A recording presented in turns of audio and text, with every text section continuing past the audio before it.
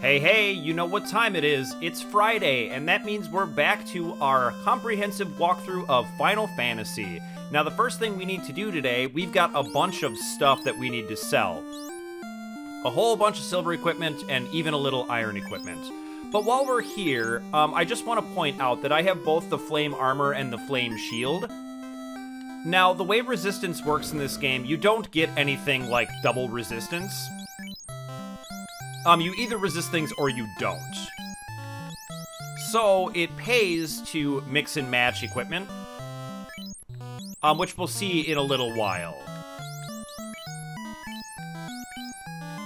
But you don't get anything cool like a percentage resistance or anything like that. But all this stuff is going to be worth quite a bit. And that should be all the armor, and now we just gotta sell our couple of weapons we found.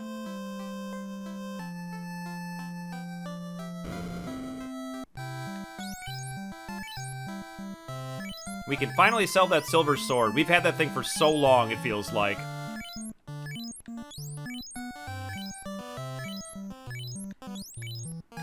And I think I'm holding something. Yep, that wooden staff. 2 gil? I love it. Now, I do need to talk to this guy over here. He was sleeping before, but he's going to tell us, for 10 years, I probed for the floater. Canoe north to the ice cave. And that is exactly what we're going to do. But first, let's check out the magic shops, because now we're flush with cash. And the first spell I want to learn really badly is Exit, but I can't learn that. What do you mean my white mage can't learn that? He's the white magic user. What does this mean? Well, we'll find out a little bit later, but for right now, he just can't learn that. So we're going to move on, and we're going to go ahead and grab Fog 2. And we may as well grab Soft. It's not super necessary, but it is worth having, similar to the Pier spell, where if you happen to run out, then you can get rescued by having one of these, because if you're out of the items to fix both petrify and poison, you're kind of screwed. You just have to turn back and make a beeline for town. So having an extra spell slot that can do that can really be a lifesaver from time to time. And why don't we go ahead and grab Lit 3 immediately. And then I'm going to grab Quake, because Quake is the only Earth Elemental spell in the game, so you may as well get it. Rub is Death Elemental, but there are other Death Elemental spells. But Quake is unique, and that's all we can afford for now. Now, why don't we go talk to the sages? Because they told us to come back whenever new things happen, and basically what that means is whenever you light an orb, they may have some new things to say. So let's check it out. We the 12 sages were led here by the stars and prophecy. We've already seen that. I am Lucan. Now all legends and prophecy will be fulfilled. Our path has been decided. I think we've seen that too. Yep, we've read this one. We must use force only for just purposes. Isn't that what they always say? Light warriors, only you can make the orbs shine again. I believe we've seen that. And yep, he's told us to see them repeatedly, but it's pretty fruitless this time. For example, we've done the Fire Fiend, and he still is talking about the Fire Fiend. Yep. Yep. Yep, we've seen that. We've seen that. Yep, and we've seen that. So, you will want to come back here, but immediately after the Fire Orb, I don't think there's anything new. Maybe the Lucan one was new after he gave us the canoe. But I'm pretty sure that doesn't change relative to having done the Orb of Fire. Now, we are once again going to have to buy 99 heal potions. So I'm going to do that real quick, and I'll see you right back here. Alright, so let's check out our item haul. We've got 99 heal potions, of course, 38 pures, 2 softs, and a house. The house is going to come in handy because we will probably need our spell charges when we get back out of the ice cave. Now, in order to reach the ice cave, we're actually going to have to do a little bit of sailing.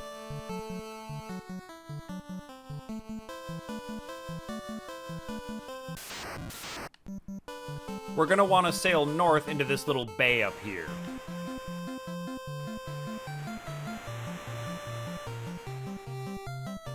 And now I mentioned before that you can dock in the mouths of rivers, and that's exactly what we're going to do there. And now we have another river maze. And let me show you this. The world map is really no help with these.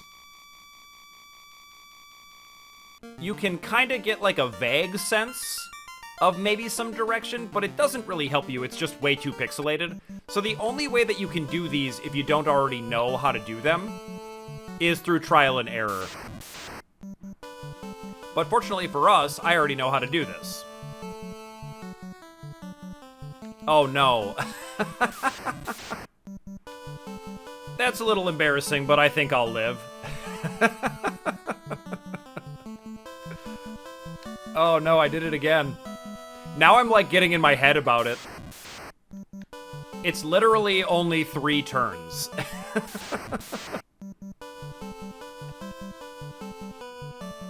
But we made it. Here we are.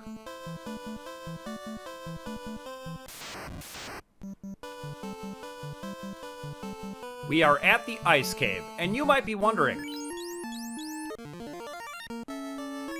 why call it the ice cave when you could call it something like horrific, non-resistible, instant KO, and paralysis nightmare dungeon? The reason I think is because Ice Cave is a little snappier.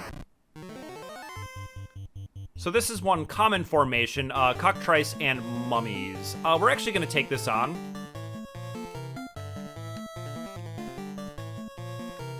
Because I'm tired of running from cockatrices. And we may have made a terrible, terrible mistake.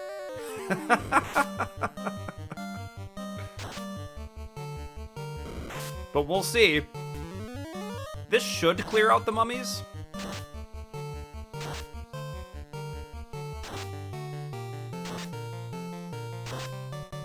Fortunately, we have 2 soft potions, so that stone on Skittle is not going to be the worst. But it's not good. Let's see if we can get the fire 2 down this time.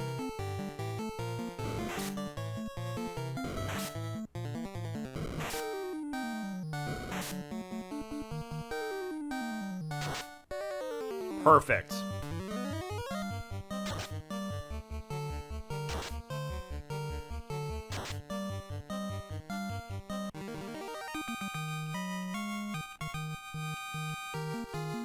Ooh, and we level up. At least Doc does. And Wilbo. Now they can use their, what is it, level 5? Yeah, no, level 6 magic. But we kind of burned more spell charges in that fight than I wanted to. I just kind of wanted to show what happens when you take on enemies that can petrify you. And unfortunately, while we can use... Here's a huge group of wizards. Let's leave this in. You can't run away from these guys. So we do actually have to fight them, so let's just drop a lit 2. But that does take up a fire 2 slot, which is unfortunate.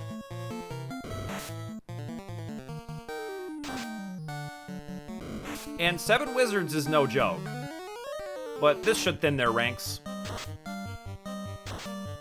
It should. There we go. Oh no. All right.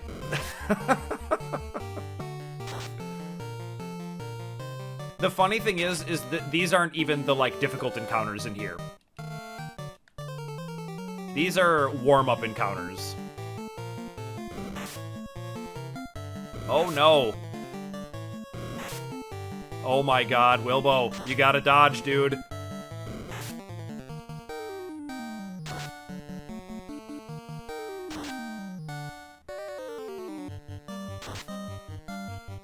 Still 2 of them up. That is...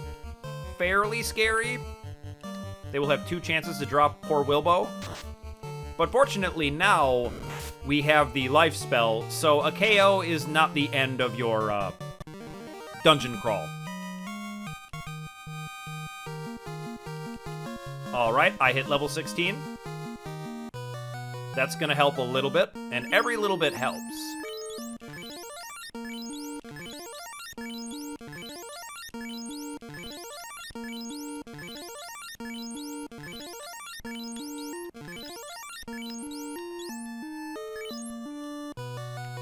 Okay, let's keep going.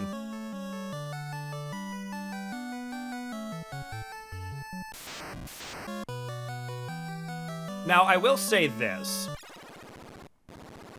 This floor right here, so I said the Marsh Cave is arguably the most difficult dungeon in the game, and that's true.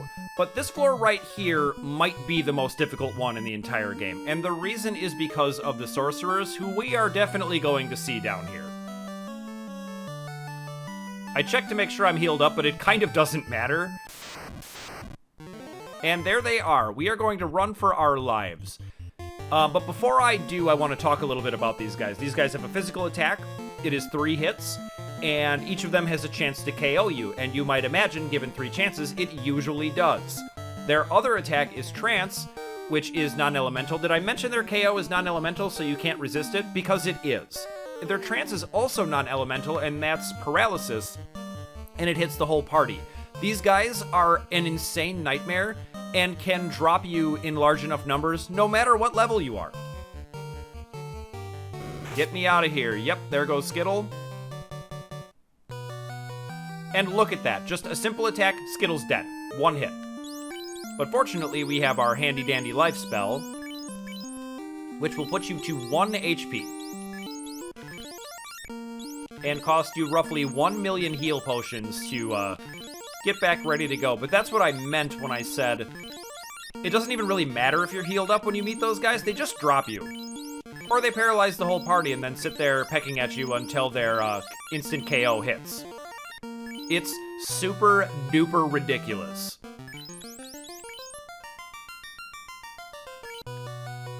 And I'm hoping that that will be my only sorcerer encounter, but they are the most common encounter on this floor. Oh, get me out of here, get me out of here. Oh, no. Okay, these guys aren't bad.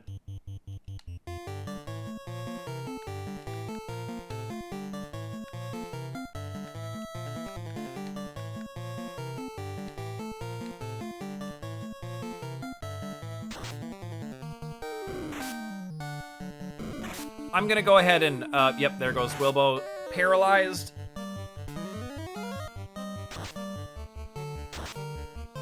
I should mostly stick to Harm 2 for these guys. Fire 2 is just so important down here, as you might imagine it being called the Ice Cave.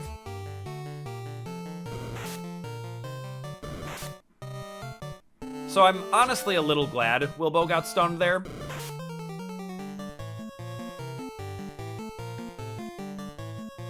And we should be able to take them out with physical attacks, unless they paralyze everybody, and then we're just gonna sit here like idiots for a while. Yep, there's the wake up and then stun again. And I don't know that these enemies are new, but I do want to show fights like this. You know what? I'm just gonna drop another Harm 2, so we can get out of here ever. But things like this, oh no, okay, he didn't get paralyzed, good. Things like this are why I brought the house. Because you may need to escape this dungeon, and there is a convenient opportunity to do so before taking on the final leg of it. The only reason this dungeon could be said to be less difficult than the Marsh Cave is that it is mercifully pretty short. As compared to the Marsh Cave.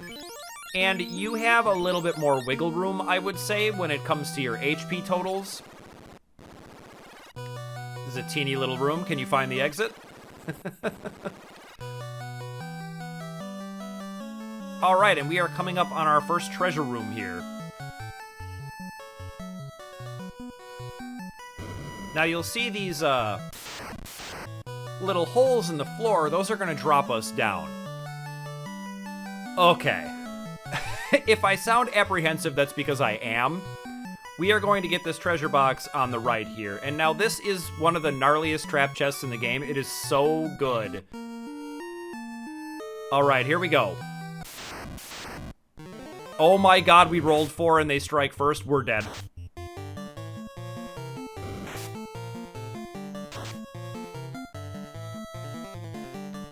Try and run away.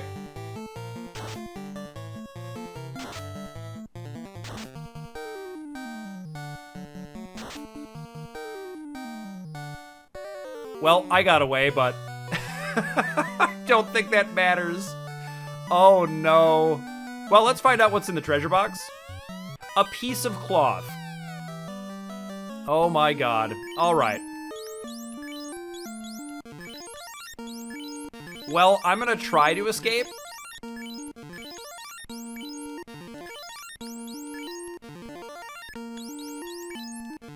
But this means I've got to walk back through the sorcerer floor, so let's try it.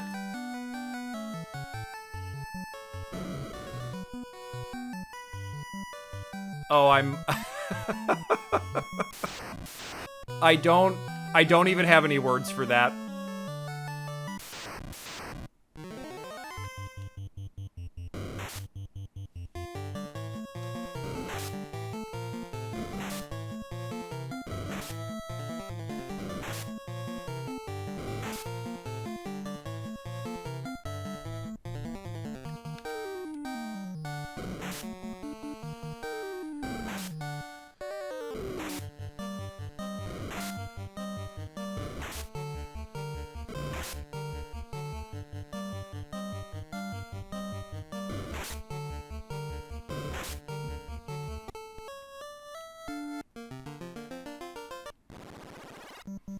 All right, well, that was our first TPK. Let's get back in there. And I will see you back in that treasure room.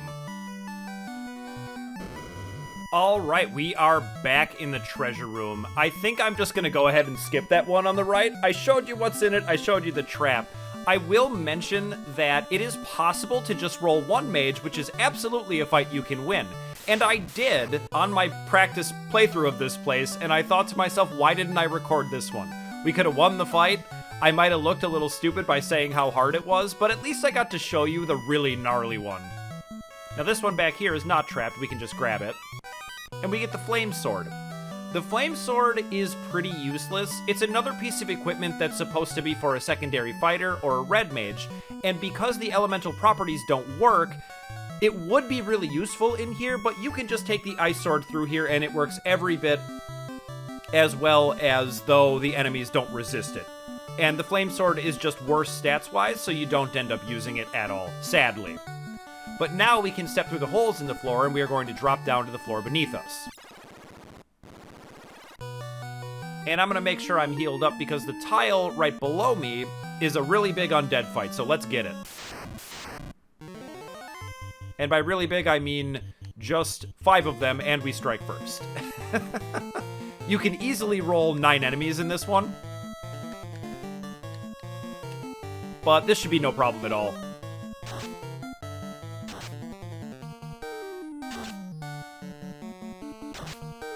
Yep, Harm 2 doing its thing. And a couple ineffective attacks. Awesome. A whole bunch of them, even. But let's get organized, let's gather ourselves up, and all target something that's alive.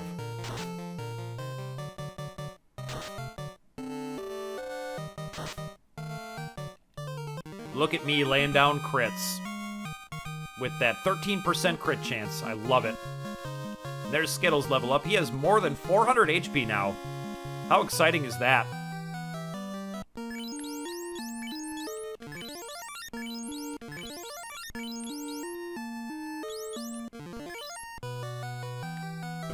And Skittle's HP total is going to be relevant soon, and I'll explain why when we get there.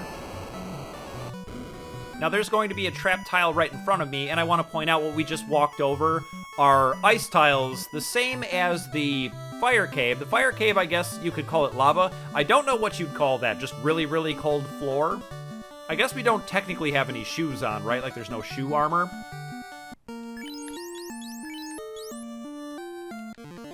let's just make sure we're ready to go here. Yeah, I think we'll be fine. Let's do it. So this is the Frost Dragon. Just one of them is not super dangerous. But we are going to go ahead and... Why don't we drop a fast, actually? The reason to do that is that, since it's not a group, I should have maybe done an A ice, but I think we'll be okay if we win this round. Oh, and I don't get fast off first? Okay, good. Whew. So you can see that if there are more than one of them, a couple of those ice attacks can just drop your whole party before you even really get a chance. Your best bet is to try to do an anti-ice right off the bat, but sometimes they just get to go before your white mage. And you're done.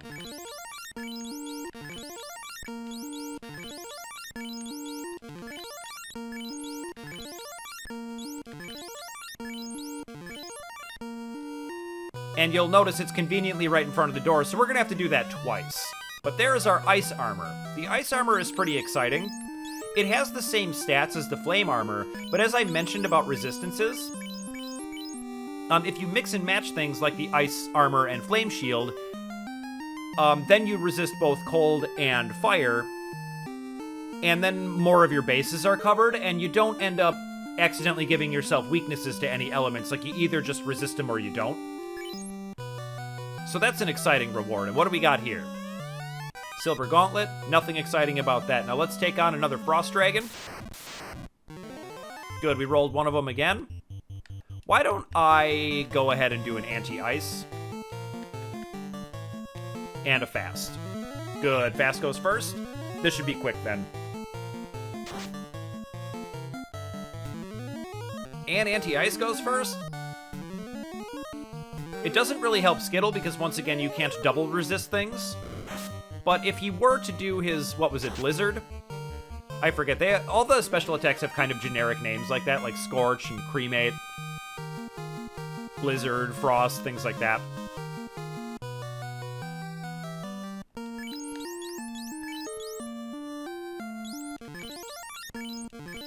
You will, of course, be able to see the names on the sidebars, but I can't.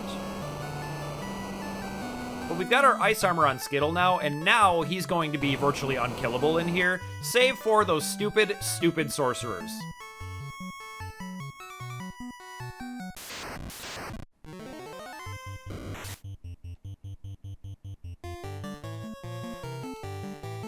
Okay, one mage. I think I'm going to leave this in just to show this would be a fight that you could roll in front of the cloth chest. How easy is that? The fight we rolled killed everyone. And then I died to paralysis on the way out because of course I did. I mean, imagine one party member running into like two sorcerers. You're done. You're just done.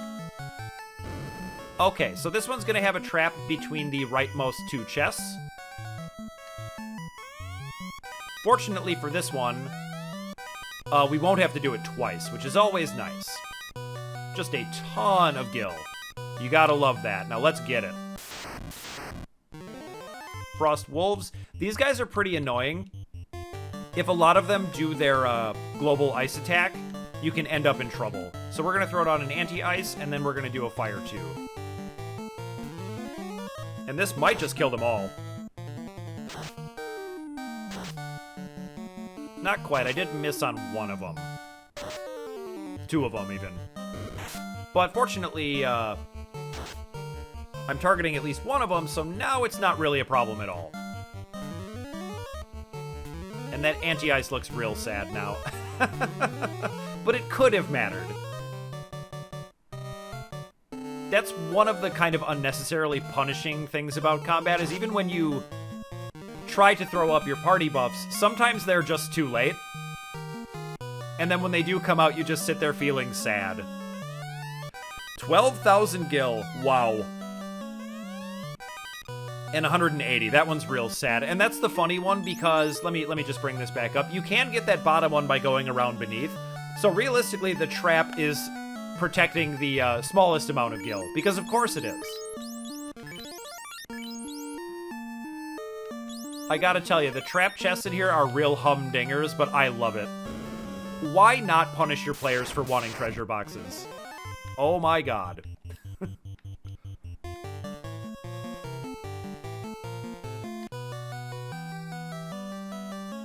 Ran into some sorcerers down here, but we ran away like the cowards we are, and we are going to live to fight another day, so let's continue on.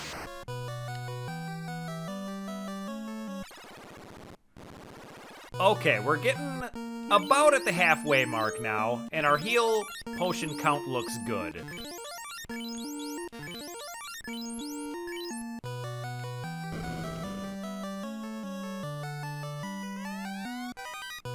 Even an extra heal potion. How nice. Now, fortunately, none of the chests on this floor are trapped. 10,000 gil, you gotta love that. Let's see how much we've got. 72,000. We came in here with like 7,000. Oh, and I should point out, so those stairs to the top right there are the way out. Because you fall through the floor, at a certain point, that's the only way back out. So you might be tempted to just leave and rest up and recover, but we're just gonna keep going. You know, you could go outside, use your house, and then dive again, but honestly, like, who wants to do that sorcerer floor again? It's a nightmare. So this hole in the floor in front of me is the way to the final chest in here. But first we're gonna raid these. And there's our ice shield. Now, it has the same stats as the fire shield, same with the flame armor and ice armor, but you can mix and match them. So we are going to hang on to that. We can't use it right now, but we do want to hold on to it. Trust me on that. And let's drop in. Now we are finally to the center chest, and immediately to my left is the boss of this dungeon, the guardian of this chest. So let's make sure we're healed up, ready to rock, and let's get it. So this is the eye, and first of all, I want to point out I love his design. Black and purple is my favorite combination of colors, and he is perfectly colored in my opinion. The palette is just wonderful. Now I want to point out, while his little sidebar is up there, he has a number of attacks, and I love that all of his special attacks are things an eye would do, like glance, stare, things like that. It's awesome. Now, he has very little HP, but he has a very good chance of the first thing he does being the spell XXXX. And that spell is also a power word spell, which instantly KOs anyone with less than 300 HP, which is why I brought up Skittle's HP earlier. If he casts that on Skittle, which he is the most likely to do, Skittle just drops him. No fast necessary. I wouldn't mind seeing some of his attacks, but I also don't want to mess around with this guy. And so look at that reward, 800 experience and 3,000 gil.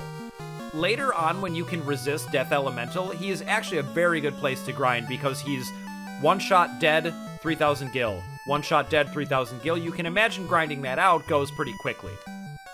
So what do we have here? We found the floater. It can be used to float things, I guess. But now we've got to escape. And there's no way out but down. And we end up back in this room, right in front of the undead trapped tile. So let's get it. This is a much larger roll. Fortunately, though, we don't really need to hold back because all we're trying to do is escape with our lives. And I do still have a number of Fire 2s and even a Fire 3. In fact, let's just use a Fire 3. We haven't used it all dungeon. And this is the Ice Cave. What better place to use Fire 3? And this is going to absolutely level this enemy formation. Awesome. Get them all, Wilbo. Kill them with fire.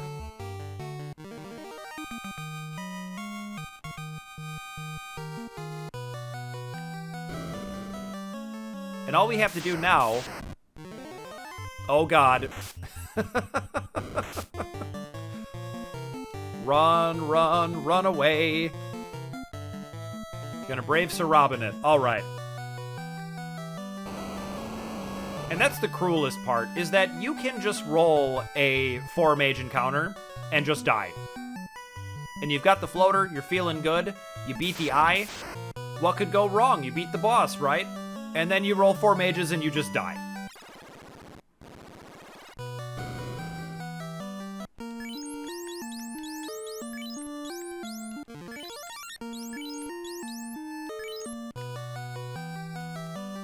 But I think we're gonna be okay. I think we're gonna make it out. Ooh, a frost dragon? This is the rarest encounter in here. I know we saw it already, but I'm just gonna do it anyway.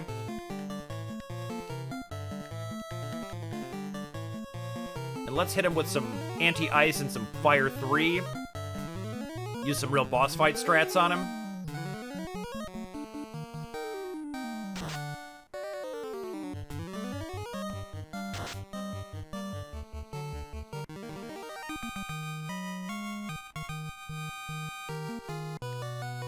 Bam! Dropped him real easy. And let's get out of here. Alright, we made it out alive, and it's time to head back to town.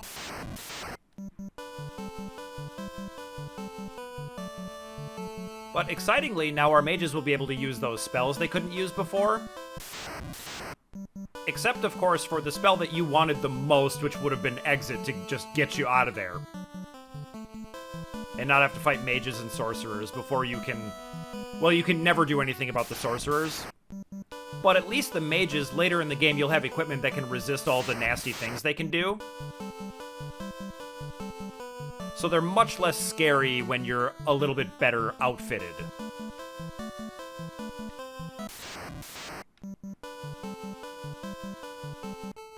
Alright, let's get back to the safety of town.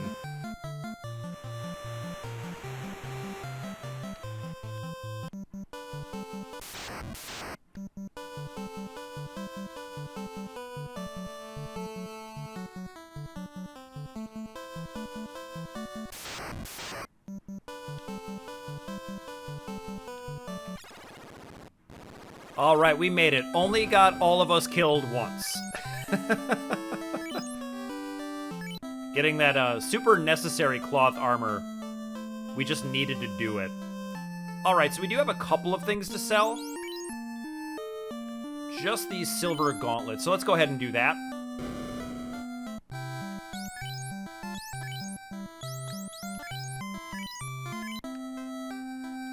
And we can go ahead and sell the flame sword, even though it kind of makes me sad. We just won't ever use it.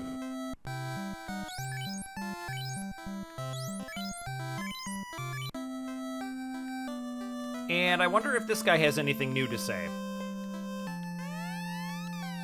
Not the tree. Nope, he sure doesn't. Can you imagine that guy who was just sleeping next to the bushes, surviving for years, plumbing the ice cave? Impossible, sir. I find that very hard to believe. Now, we've got the floater in tow. And most of you watching this probably know what we're doing. We're going to use the floater to get the airship. Now, most people, I would say, know better where the airship is than where the clue to find the airship is. So we're going to go find the clue for where the airship is going to be.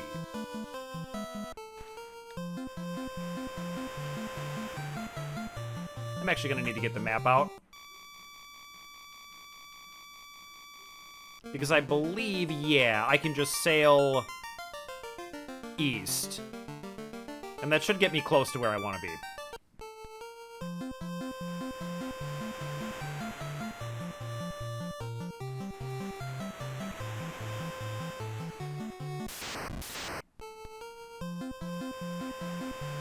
So where the clue is Elfland. And we have a fairly good reason to go back here. And that is to complete Doc's spellbook for level 3 and level 4 magic. So we're definitely going to do that. But first, let's go find this clue. So the sages don't tell you. Nobody in town tells you. It's this guy right here hanging out next to the armor shop. In the desert south of the Crescent, something is emerging from below the sand. Use the floater. Great idea. Why couldn't you be one of the sages? You're smarter than they are.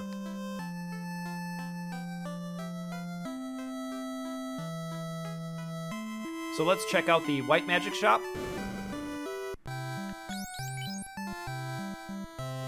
And we're gonna go ahead and grab fear, I guess. I mean, it's super not necessary. I will probably never cast this, but I do want to fill it out. And I'm never gonna cast a mute.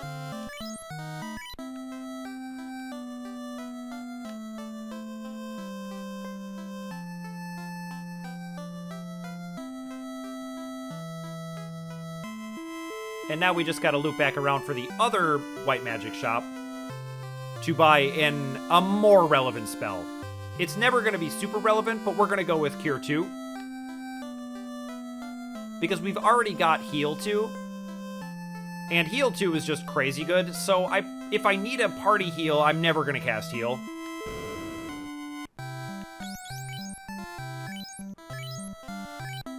Alright, Doc's spellbook is filled out, and we have some direction. So now we're gonna sail back to the desert south of Crescent Lake City. You would think that Crescent Lake would just be the name of the lake and not the town, but I guess towns get named after bodies of water, don't they?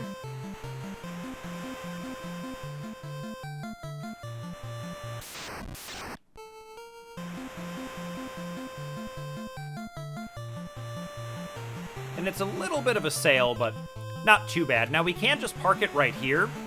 I'm using this as a port. Oh, we are poisoned.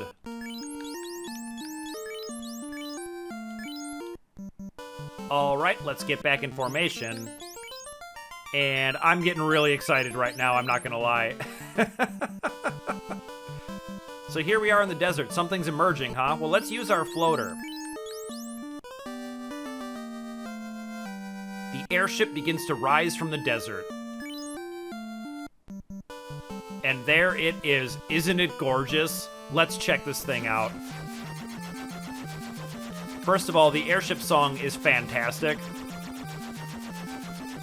And now, let's take a look at the map quick. We are pretty much done with the southern continent. We can head to the northern continent now. That's everything that we want to do here. Now, I'll tell you this. It's not sitting completely right with me that I didn't end up actually getting that cloth from the treasure box, so we are going to go back and do that, I think, because I want to get some revenge on those mages eventually. But now that we're on the northern continent, let's just take a look around. You'll notice that basically nowhere on this continent can you land the airship. You can only land the airship on grasslands. I think there's a spot here I could land. And there are some interesting things to check out on the map. This thing? What could that be? Some kind of tower in the desert? Pretty cool. Pretty interesting. Where did I even get to now? Let's check the map again. Right, okay. So the island chain is over here. And we will be coming here soon. You can actually land on these, and there's a number of little dungeons all along them. And just in these little corners, you can land. And over here, same deal. Can't really land much of anywhere. And the idea, of course, is to not make random encounters on the world map completely irrelevant.